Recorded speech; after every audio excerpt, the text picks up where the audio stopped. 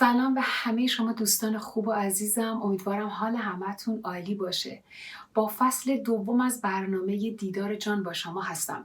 توی فصل 1 ما از علوم و اطلاعات اولیه در زمینه خودشناسی و جهانشناسی صحبت کردیم تا لایه‌های وجودی خودمون و اشکال اطرافمون رو از بیس یا از پایه بهتر بشناسیم و ببینیم. ما از اتم، مولکول و سلول و بعد از انرژی که اولین لایه بنیادین تمام آفرینش و جهان هست حرف زدیم و الان میدونیم که در حقیقت زندگی رقص و تبدیل انرژی های مختلفه که ما هم جزئی از این انرژی هستیم. در فصل 2 بیشتر میخوایم در مورد انرژی انسانی و تأثیرات این انرژی روی تمام ذرات عالم صحبت کنیم. هزاران سال قبل اجداد ما توی غارها زندگی میکردن. اونها هیچ چیز در مورد اتم، مولکول و سلول و انرژی نمیدونستن و نسبت به دنیای اطرافشون هم کاملا بیگانه بودن. در اون زمان بزرگترین دغدغه و نگرانی اونها این بود که آب و غذای کافی و سرپناه داشته باشن و اینکه از شر حیوانات گرسنه و درنده در امان باشن. به عبارتی تمام تلاششون فقط این بود که بتونن برای امروزشون غذا تهیه بکنن و در یک مکان امن بخوابن و فقط زنده بمونن. همین. مدت‌های مدیدی به این شکل زندگی کردن، ولی به مرور زمان اونا متوجه شدن که راه حل دیگه‌ای وجود داره و اونها میتونن میوه ها و دانه ها رو در زمانهای خاصی از سال بکارن و بعد از یک مدتی اونها رو برداشت بکنن، نگهشون داشته باشن و در زمان نیاز ازشون استفاده بکنن، خصوصا در فصل زمستون که غذای کمتری برای خوردن وجود داشت. به این ترتیب کشاورزی یا به عبارتی تمدن یا همون سیویلیزیشن به وجود اومد. انسان شروع به پرورش سیستماتیک گیاهان و حیوانات کرد. این شیوه زندگی به سرعت به مناطق همسایه و مناطق اطراف گسترش پیدا کرد و زندگی یک جانشینی کاملا نهادینه شد. انسان به هوش و توانایی خودش پی برد و تونست از گیاهان و حیوانات برای بقای طولانی مدت و بهتر خودش استفاده بکنه. از زمانی که تمدن پیدا شد، انسان زمان بیشتری برای فکر کردن به دست آورد و این فکر کردن زیادی باعث پیدایش، رشد و تقویت ایگو شد. هرچی ایگو بزرگتر شد، انسان از خود حقیقیش دورتر شد و به دنبال یک تصور یا هویت دروغین از خودش کشیده شد. به عبارت دیگه ایگوی انسان بر این باور بود که من اینجا و دیگران اونجا هستن. من متفاوت و جدای از دیگری هستم. ایگو انسان رو وادار به تلاش برای بزرگتر کردن قلمرو، سرپناه و قبیلش میکرد و به اون دستور میداد تا چیزهای بیشتر و بیشتری رو به دست بیاره تا در نظر دیگران مهمتر، برتر، بزرگتر و قدرتمندتر به نظر برسه. انسان هر چقدر که متمدن‌تر میشد، زندگی براش کسل کننده‌تر و دردناکتر میشد. از اون به بعد با پیدایش شهرها و فرهنگ‌های مختلف، نژادها و زبان‌های متنوع که بسته به مکان جغرافیایی به وجود اومده بود، روز به روز این تمایز و این فاصله بیشتر و مهمتر میشد و اختلاف و کشمکش و جدایی انسان‌ها از همدیگه بیشتر میشد. اینجا بود که دین وارد میدون شد تا بلکه بتونه اون اختلاف طبقاتی و جدایی و اختلاف بین انسانها رو یه جوری از بین ببره و انسانیت اولیه و اون یکی بودن رو که مدتها بود در زندگی انسانها رنگ باخته بود رو احیا بکنه. ولی متاسفانه قدرت ایگوی انسان خیلی بیشتر شده بود. ایگو از دین هم به عنوان یک ابزار و ملاک برای برتری قومی و چپاول مردم استفاده میکرد. اگرچه تمام ادیان اهداف مشترکی رو دنبال میکردن که مهمترین اون اهداف وصل کردن مردم، اتحاد و برابری و رسیدن به صلح درونی و بیرون بود، ولی توی این مرحله هم ایگو اجازه نداد تا انسان سربلند از این امتحان بیرون بیاد.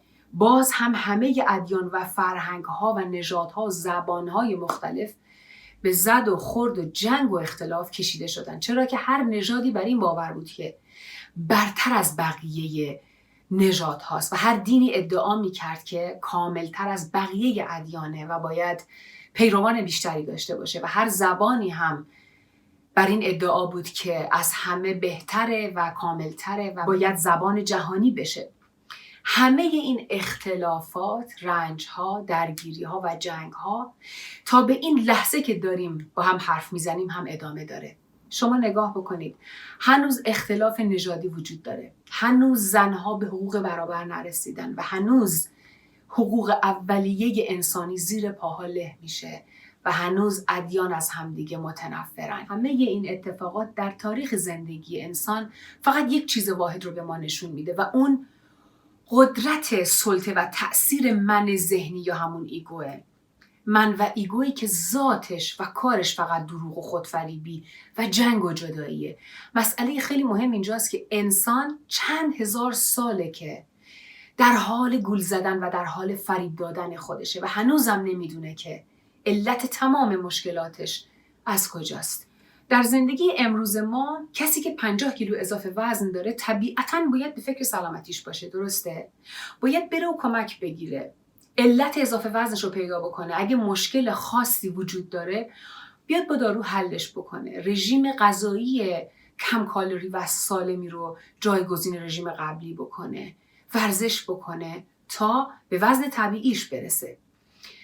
ولی در عوض رفتار درصد بالایی از انسانهای امروز اینه که طرف به خاطر اینکه اراده و انگیزه و توان از بین بردن چربی و اضافه وزنش رو نداره، میاد از اول همه چیز رو حاشا میکنه و میگه من اصلا چاق نیستم. کی میگه من چاقم؟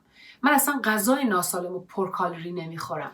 به مرور زمان با پیدایش بیماری‌های جسمی مختلف مثل کلسترول بالا، بیماری‌های قلب و عروق، دیابت، رفلاکس معده، درد مفاصل و غیره که از اضافه وزن بالا ناشی میشن، مجبور میشه که به پزشک مراجعه بکنه تا جلوی اون بیماری‌ها رو بگیره. تازه اون موقع باور میکنه که اضافه وزن داره و خیلی هم خطرناکه، ولی تسلیم نمیشه و دست از فریب دادن خودش نمیکشه. داره میاد چیکار میکنه؟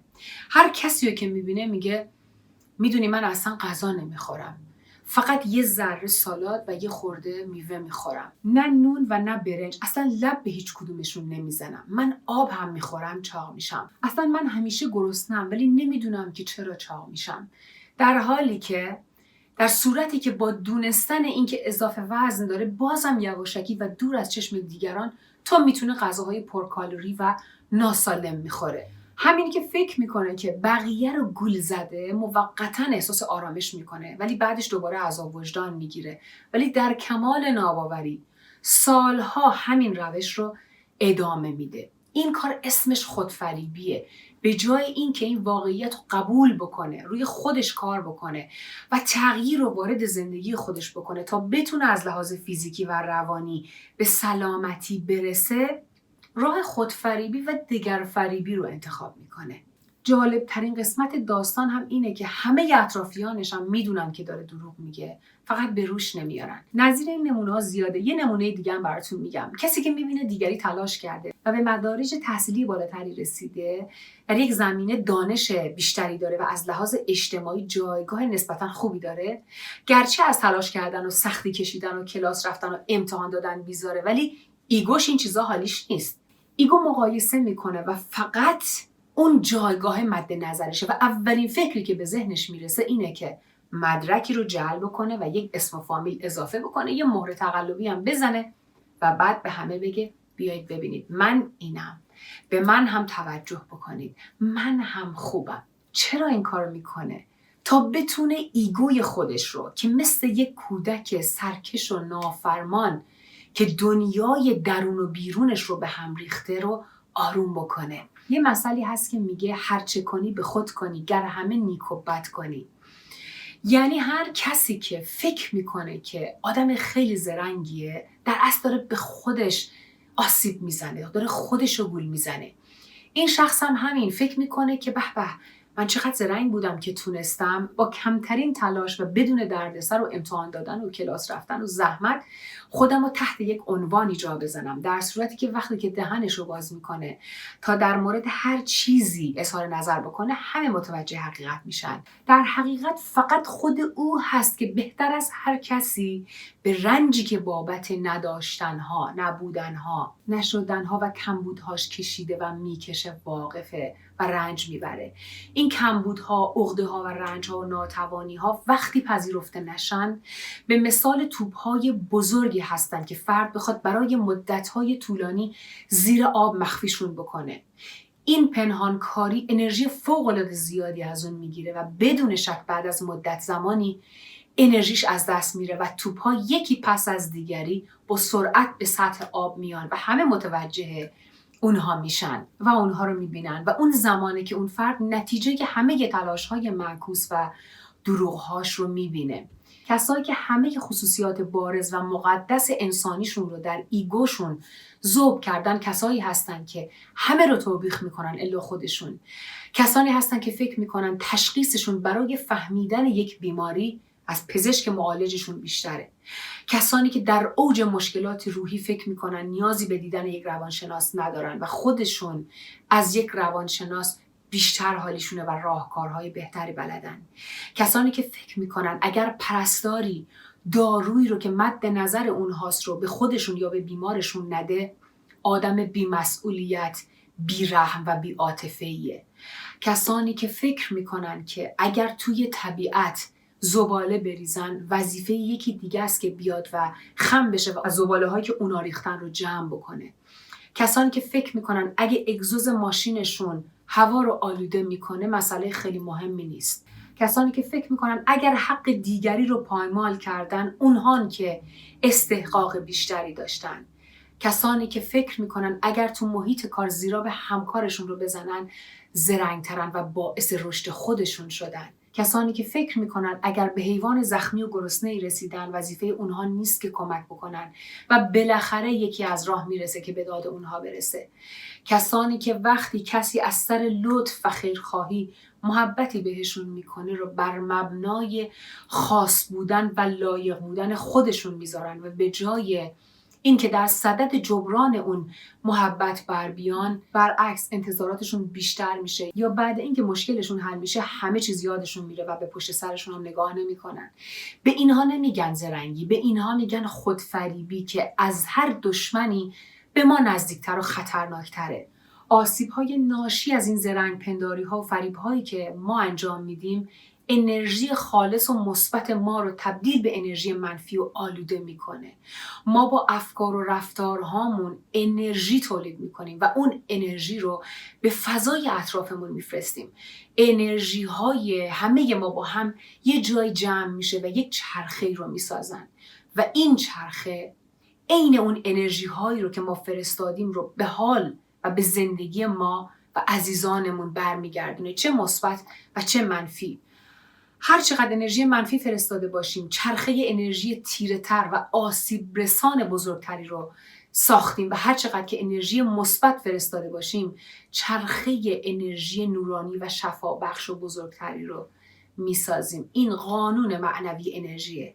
هر جا که مردم شادتر، محیط زیست سالمتر، حوادثی نظیر زیاد شدن جرم و جنایت، گرانفروشی ها، حقخوری ها، اکثر تصادفات رانندگی و هزاران رنج و درد دیگه فردی و اجتماعی ناشی از خودخواهی ها، ناآگاهی ها و خودفریبی های حیوانات شادتر و در امنیت بالاتری باشن، چرخه انرژی مثبت و سالمی در فضای اونجا در حال کاره و برعکس. هر جا که مردم حالشون خراب باشه، محیط زیست آلوده و ناسالم باشه و حیواناتش گرسنه و زخمی و رنجور باشن و از آدم‌ها وحشت داشته باشن، چرخه انرژی منفی بزرگی سایه انداخته. حالا به نظر شما منطقه‌ای که شما توش زندگی میکنین کدوم چرخه انرژی توی فضاش جریان داره؟ هر کدوم از ماست و متاسفانه تنها کاریم که توش متخصصیم اینه که انگشت اتهام بگیریم سمت هر کسی غیر از خودمون و باز هم خودمون رو گول بزنیم و این خیلی خیلی وحشتناکه. عزم آن دارم که امشب نیم مست، پایکوبان کوزه دردی به دست، سر به بازار قلندر در نهم. پس به 1 ساعت ببازم هرچه هست، تا کی از تزویر باشم خودنمای، تا کی از پندار باشم خودپرست. پرده پندار می باید درید، توبه زهاد می باید شکست. وقت آن آمد که دستی برزنم، چند خواهم بود آخر پای بست. ساقیا درده شرابی دلگشای، هین که دل برخاست غم در سر نشست. تو بگردان دور تا ما مردوار، دور گردون زیر پای آریم پست. مشتری را خرقه از سر برکشیم، زهره را تا حشر گردانیم مست. پس چو عطار از جهت بیرون شویم، بی جهت در رقص آییم از الست. این شعری که تمام وجود آدم رو تکون میده از عطار نیشابوریه که میگه من از این لحظه، از همین امشب تصمیم گرفتم که در حالی که نیم مست هستم و شادی کنان و پایکوبان با کوزه درد یا شرابی که در دست دارم به یک جایی برم که تمام توهمات و من ذهنی دروغینم رو بریزم بیرون، از دردها و ترسها و نگرانیها و اسارت و بندگی افکارم آزاد بشم. کسی که مست باشه کاملاً از خودش بیخبره و نمیتونه پایکوبان آدرس یا محل خاصی رو پیدا بکنه. ولی ما شبیه همون نیم مست ها هستیم که هنوز از خودمون بیخود نشدیم. میگه سر به بازار قلندر در نهم، پس به 1 ساعت ببازم هرچه هست. میگه میخوام به بازار قلندر برم. قلندر یعنی آزادی و عشق، یعنی بازار بی جهت و بی سمت و سو، بازار رهایی از تعلقات و رسوم و اعتقادات. تنها جایی که میشه تمام باورها، اندیشه‌ها، خشم‌ها، رنجش‌ها و ترس‌هات رو بفروشی و بارتو برای همیشه زمین بذاری. میگه میخوام به این بازار برم و در 1 ساعت یا در 1 لحظه هر آنچه که سالهاست که توی سرم جمع کردم رو برای همیشه خالی بکنم. یعنی هر چیزی که سطحی و بی ارزشه و هر چیز دردناک رو که مدام به خودم و دیگران آسیب میزنی رو میخوام دور بریزم. منظور شاعر بیدار شدن از خواب فکره و بینا شدن چشم بصیرت به عالم معنا و عالم حقیقت هست که در 1 لحظه میتونه در هر مکانی و برای هر کسی اتفاق بیفته و او رو به سعادت و رهایی و جاودانگی برسونه. میگه تا کی از تزویر باشم خودنمای، تا کی از پندار باشم خودپرست. میگه من تا کی میخوام دروغ بگم، تا کی میخوام خودم و دیگران رو گول بزنم، تا کی توی زندگی توهمی و خیالی و ساختگی میخوام باشم، تا کی مثل یک ماشین دردساز میخوام خودم رو شکنجه بکنم و زندگیمو سیاه و زشت بکنم، تا کی میخوام یک هویت دروغ‌آمیز و پوچ رو داشته باشم و اون بشه تمام دلخوشیم و تمام زندگیم بشه نمایش روزانه اون چیزهایی که نه اصلا وجود داره و نه کسی که هستم. چرا اینقدر از خودم و از اون چیزی که هستم متنفرم و عذاب میکشم؟ چرا اینقدر از روبرو شدن با خودم میترسم؟ چرا میخوام برای جبران تنفری که از خودم دارم توهماتم رو به زور توی مغز این اون فرو بکنم، در صورتی که دارم تمام نقطه ضعفام و خشم از خودم رو با این کارها در واقع به دیگران اثبات میکنم. آخرش که چی بشه؟ اصلا مقصد من کجاست؟ عطار میگه تا کی میخوام چرندیات تکراری ذهنم رو مثل بت بپرستم و اون همه انرژی مقدس درونم رو به شر و دروغ و درد و رنج تبدیل بکنم؟ آخه کدوم آدم عاقلی این کار میکنه؟ این کار عین جنون و دیوانگیه که تمام ارتباط من رو از دنیای واقعی قطع کرده.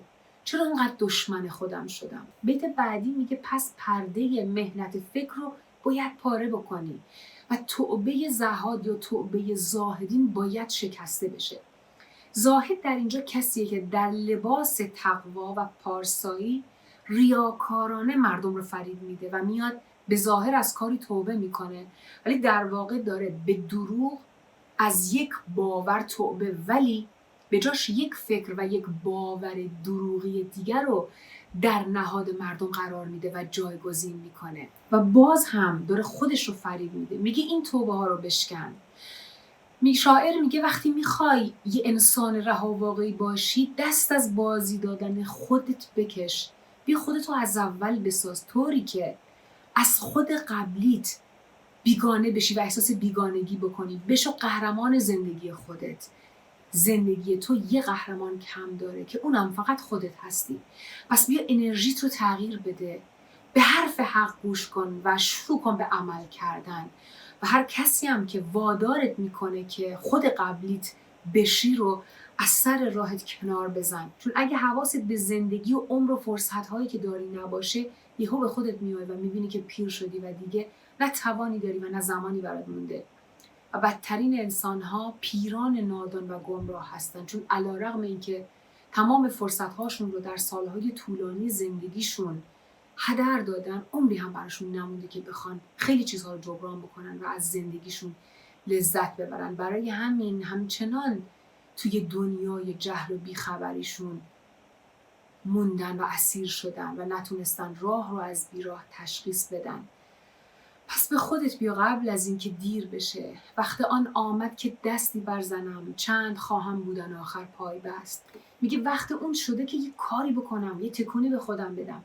تا کی من باید دست و پا بست و منفعل اسیر دست ایگو باشم، برده ایگو باشم؟ باید بلند بشم و هر طوری که شده خودم رو از این خواب فکر، از این بندها و از این اسارت رها بکنم. باید انرژیم رو تصفیه بکنم و با انرژی های نورانی و مثبت زندگی یکی بشم و بذارم که انرژی خوب من وارد زندگی خودم و عزیزانم و محیط زندگیم بشه و زندگی رو، همینی که هستم رو، همینی که دارم رو و همین چیزهایی که هست رو بپذیرم.